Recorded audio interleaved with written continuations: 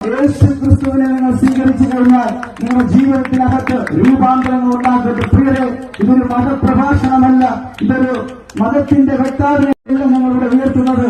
നസറേനായ യേശു ക്രിസ്തു എന്ന ഭൂമിയിലേക്ക് വന്നത് തന്നെ സകല മാനവരാശിയുടെ രക്ഷയ്ക്ക് വേണ്ടിയിട്ടാണ്. ദൂതൻ ഇങ്ങനെ പറഞ്ഞ് ഭയപ്പെടേണ്ട സർവ്വജനത്തിനും ഉണ്ടാകുവാനുള്ള മഹാസന്ദേശം ഞാൻ നിങ്ങളോട് സുവിശേഷിക്കുന്നു. ലഹരിയിൽ നിന്ന് പുറത്തുവന്ന പക്ഷേ കഴിയുന്നില്ല. ഞാൻ എന്ന് പറയട്ടെ, യേശുവിനെ നിങ്ങൾ സ്വീകരിച്ചു കഴിഞ്ഞാൽ യേശുവിന്റെ ജീവിതത്തെ മാറ്റും, യേശുവിന്റെ സ്വഭാവത്തെ മാറ്റും. ആർക്കും മാറ്റുവാൻ കഴിയത്തില്ലെന്ന് പറയുന്ന സകല വിഷയങ്ങളിൽ യേശു മാറ്റുവാൻ ഇടയായി തീരും.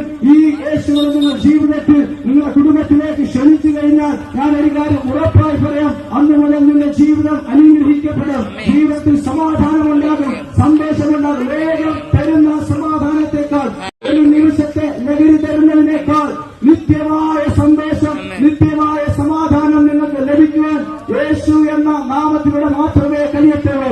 യേശുവാണ് വഴി, യേശുവാണ് സത്യം, യേശുവാണ് ജീവൻ. മറ്റൊരു തന്നിലും രക്ഷയില്ല. നാം രക്ഷിക്കപ്പെടുവാൻ ആകാശത്തിന്റെ കീഴിൽ മനുഷ്യരുടെ ഇടയിൽ നൽകപ്പെട്ട ഏക നാമം യേശു എന്ന നാമം. യേശു ലോകരക്ഷകൻ, യേശു പാപത്തിന്റെ പരിഹാരം, യേശു നമുക്ക് വേണ്ടി മരിച്ചു അടക്കപ്പെട്ട് ഉയർത്തെഴുന്നേറ്റ് ഇന്നും ജീവിക്കുന്ന യേശുവിനാണ് ഞാനിവിടെ ഉയർത്തുന്നത്.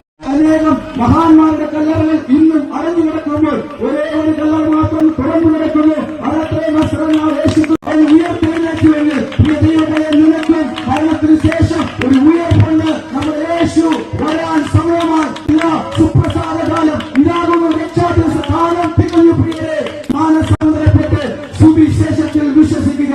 കർത്താവേ, എന്റെ ജീവിതത്തിലേക്ക് വരണമേ, അങ്ങ് ദൈവമാണെന്ന് പൂർണ്ണ ഹൃദയത്തോടെ വിശ്വസിക്കുമെന്ന് നിങ്ങൾ ഏത് സാഹചര്യത്തിലിരുന്നു കൊണ്ട് നിങ്ങൾ മതം മാറാനല്ല പഠിപ്പിക്കുന്നത്. നിങ്ങൾക്കൊരു മാറ്റമല്ല, ഇത് മാർഗമാണ്, ഇത് വഴിയാണ്. ഒരേ ഒരു വഴി, യേശു ക്രിസ്തു എന്ന